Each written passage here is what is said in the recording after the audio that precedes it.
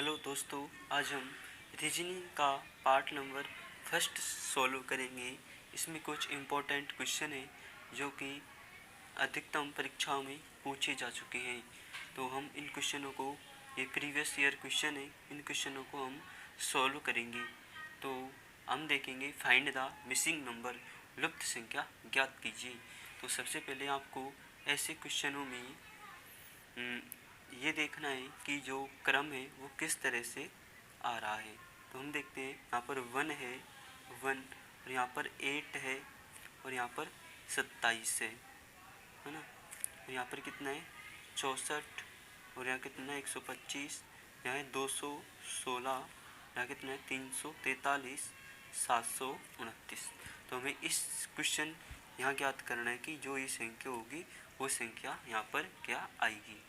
तो आपको इस तरह के क्वेश्चनों को सॉल्व करने के लिए सबसे पहले आपको देखना होगा, इस क्वेश्चन को एक बार आप अच्छी तरह से देखिए। तो उसके बाद आप देख सकते हैं, यदि हम 1 इंटू 8 कराएँ तो 27 नहीं आ सकता। यदि हम इसमें से इसको घटाएं तो भी नहीं आ सकता, इसमें इसको ऐड करें तो भी नहीं आ सकता। तो हम ऐसे क्वेश्चनों को सॉल्व करने के लिए देख सकते हैं कि इसकी कीमत जो गैप है बहुत ज़्यादा है। तो ऐसे क्वेश्चनों को सॉल्व करने के लिए या तो हम स्क्वायर देखते हैं या इसका घन यानी क्यूब देखते हैं। तो चलिए हम देखते हैं इसका देखते हैं 1 क्या होता है 1 होता है 1 का क्यूब। यानी भाई एक का तो कितना भी क्यूब, कितना भी स्क्वायर यानी क्यूब करो, एक का तो एक ही होता है, ठीक है। उससे देखते हैं के बाद कौन सी संख्या आती है 2 आती है 2। तो 2 का क्यूब कितना होता है 2 का क्यूब, यानी 2 का क्यूब कितना होता है 8 होता है। 2 का क्यूब कितना होता है 8 होता है ना। उस तरह देखते हैं 2 के बाद कौन सी संख्या आएगी 3। तो 3 का क्यूब कितना होता है 27, ठीक है। 3 का क्यूब 27 होता है। तो पता लग गया कि ये हमारे पास कितना है 1, यानी 1 का क्यूब, ये 2 का क्यूब है, ये 3 का क्यूब है, ठीक है। ये हमारे पास 3 का क्यूब है। इसी तरह हम देखते हैं ये जो सेकंड है 64 का क्यूब होता है। तो 64 हमारे पास होता है 4 का क्यूब। 4 का क्यूब कितना होता है कि 4 इंटू 4 इंटू 4 है ना। तो 4 इंटू 4 कितना होता है 16 होता है। 16 इंटू 4 करते हैं कितना आ गया 64, ठीक है ना। कितना आ जाएगा 64। तो ये हमारे पास 64 है जो 4 का क्यूब है। 4 का क्यूब कितना है 64, ठीक है। इस तरह देखते हैं 5 का क्यूब। 5 का क्यूब कितने हमारे पास 5 का, यानी 5 इंटू 5 इंटू 5, तो 5 25, 25 पंजो 125, यानी 5 का क्यूब 125 होता है। अब देखते हैं 6, 5 के बाद 6 आएगी, 6 संख्या का क्यूब देखते हैं। तो 6 इंटू 6 इंटू 6, यानी 6 6 36, और 36 यहाँ का 216, 2 से 16 6 का क्यूब 216 हो जाएगा। तो इसी तरह हम नेक्स्ट आकृति में देखते हैं कि इसमें पैटर्न फॉलो कर रहा है या नहीं कर रहा है। तो इसमें देखते हैं 6 के बाद अगली संख्या आएगी 7। तो 7 का क्यूब कितना होता है 7 इंटू 7 इंटू 7, तो ये हो जाएगा 343, ये हो जाएगा 343। अब 7 के बाद इस यहाँ पर कौन सी संख्या आएगी, जो पैटर्न है इस तरह से चल रहा है, इस तरह से चल रहा है यूँ, और इस तरह से पैटर्न फॉलो हो रहा है, ठीक है ना। तो 7 के बाद ये संख्या आएगी 8, है ना।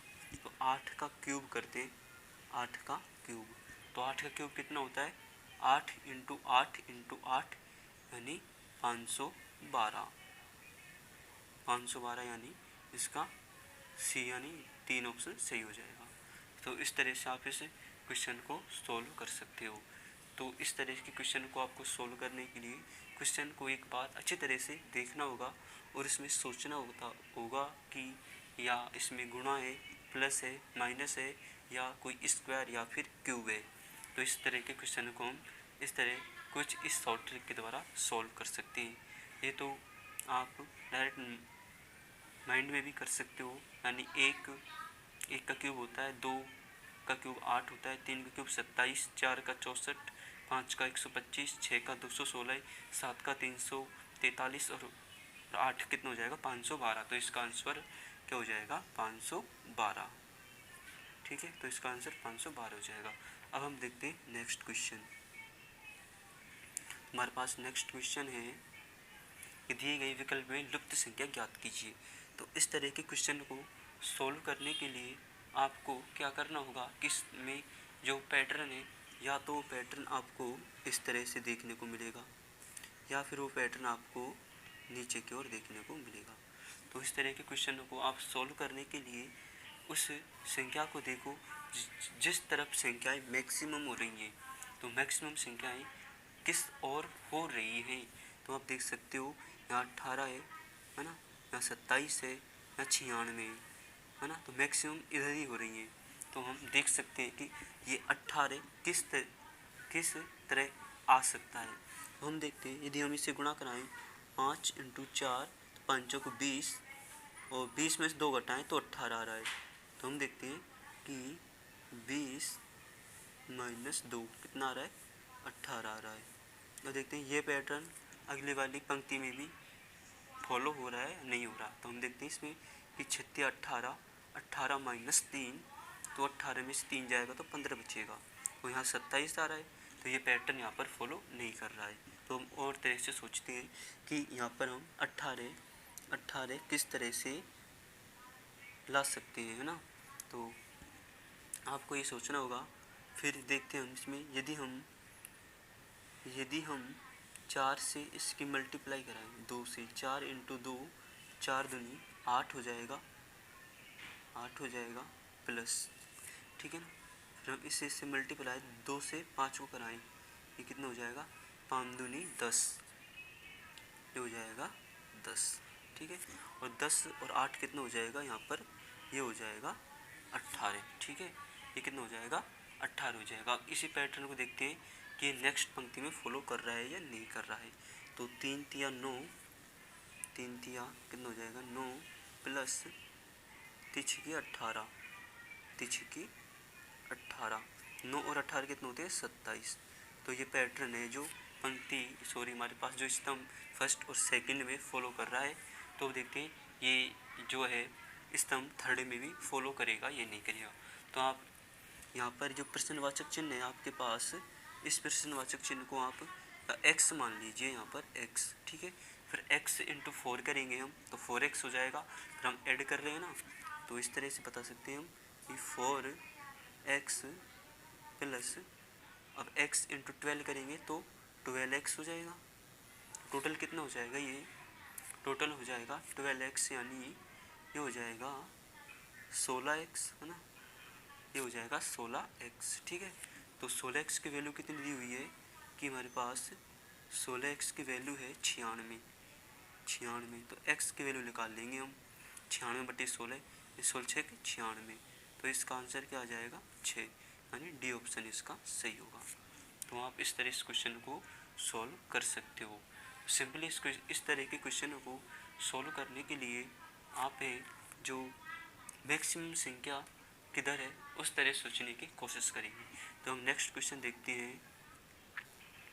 नेक्स्ट क्वेश्चन हमारे पास ये आ गया कि दिए गए विकल्प में से लुप्त अंक ज्ञात कीजिए।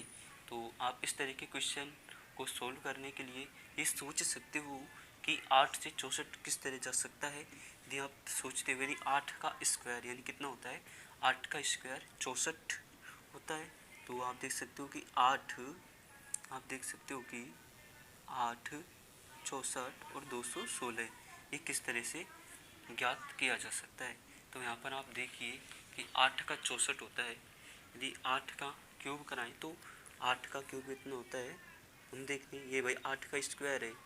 हम देखते हैं कि हमारे पास 8 का स्क्वायर 64 है।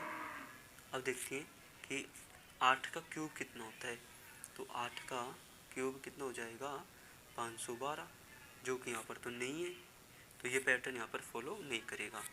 तो हम नेक्स्ट देखते हैं कि यहाँ देखते हैं हम 2 का क्यूब, है ना, 2 का क्यूब कितना होता है, 2 का क्यूब होता है 8, ठीक है। फिर 2 के बाद देखते हैं ये जो 64 है, जो 3 का क्यूब तो 27 होता है, 3 के बाद नेक्स्ट संख्या आती है 4। तो 4 का क्यूब कितना होता है मेरे दोस्त? 4 का क्यूब होता है 64, ठीक है, 4 का क्यूब होता है 64। तो 64 के बाद देखते हैं 5 का क्यूब कितना होता है 125, जबकि यहाँ हमको दिया हुआ है 6 का क्यूब, है ना। तो 6 का क्यूब देखते हैं, 6 का क्यूब कितना होता है? 6 का क्यूब होता है 216, जो कि हमें इस क्वेश्चन में यहाँ पर दिया हुआ है। तो 6 के बाद दो का यहाँ पर अंतर चल रहा है, यानी 2 के बाद 4, 4 के बाद 6, 6 के बाद जो संख्या आएगी वो संख्या होगी 8, है ना। तो 8 का क्यूब कितना हो जाएगा? 8 का क्यूब कितना हो जाएगा? 512। तो इसका 512 आंसर हो जाएगा। तो यानी इसका डी ऑप्शन सही हो जाएगा। हम मान सकते हो कि इसका बी ऑप्शन भी मान सकते हो आप, बी ऑप्शन मान सकते हो 125, है ना। ये लिखा नहीं, मिसप्रिंट हो गया। तो इस तरह के क्वेश्चन को आप ऐसे सॉल्व कर सकते हो। अब हम देखते हैं नेक्स्ट क्वेश्चन। नेक्स्ट क्वेश्चन हमारे पास ये आ गया, है ना। इसमें भी हमें लुप्त संख्या ज्ञात करनी है। तो मैंने आपको तरीका बताया था, इस तरह के क्वेश्चन करने के लिए या तो आप इस तरह का पैटर्न फॉलो करोगे या फिर इस तरह का पैटर्न फॉलो करोगे, है ना। तो आप देखिए इसमें कौन सा पैटर्न लग रहा है। तो आप देख सकते हो कि इसमें यदि हम मल्टीप्लाई करते हैं कि 7 दूनी 14 और 14 और 10 कितना हो जाएंगे? ये 24, और 24 से 16 नहीं आ सकता।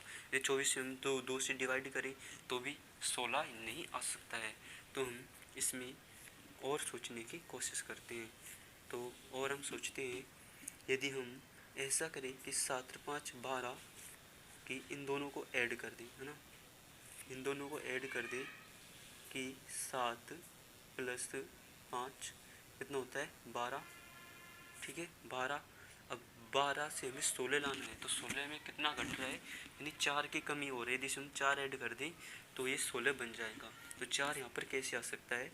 4 यहाँ पर 2 है ना, 2 का स्क्वायर कर दो तो प्लस 2 का स्क्वायर, ये कितना हो जाएगा?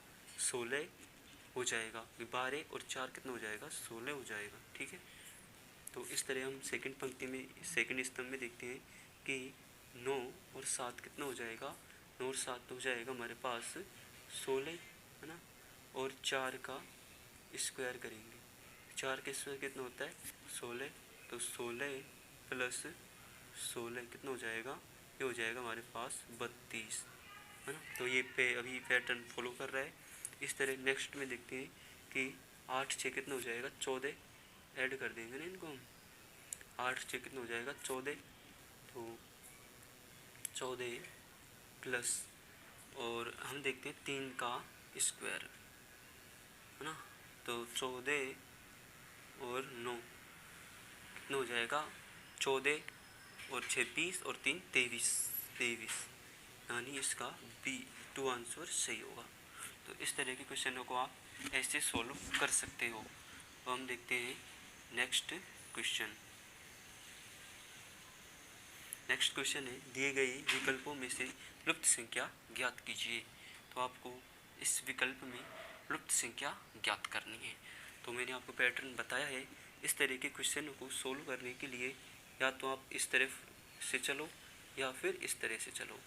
आपको उस तरह से चलना होगा जिसमें जिस और जो संख्याएं हैं वो अधिकतम प्राप्त हो। तो हम देख सकते हैं यहाँ पर 12 है, यहाँ 2 है और यहाँ कुछ भी नहीं है। ये संख्या हमें ज्ञात करनी है। यहाँ 21 है, यहाँ 25 है, यहाँ हमें ज्ञात करनी है। तो हम इसी तरह से यहाँ पर फॉलो करते हैं, ना। तो 8 तिया 24 होता है ना। 8 तिया कितना होता है? 24 होता है। 8 तिया 24। अब हमें कितना लाना है? 21। यदि हम 24 में से ये वाला 3 को घटा देते हैं, -3, तो कितना हो जाएगा? ये हो जाएगा 21, ठीक है। ये हो जाएगा 21। सेकंड पंक्ति में देखते हैं कि मल्टीप्लाई करा देते हैं इससे इसको।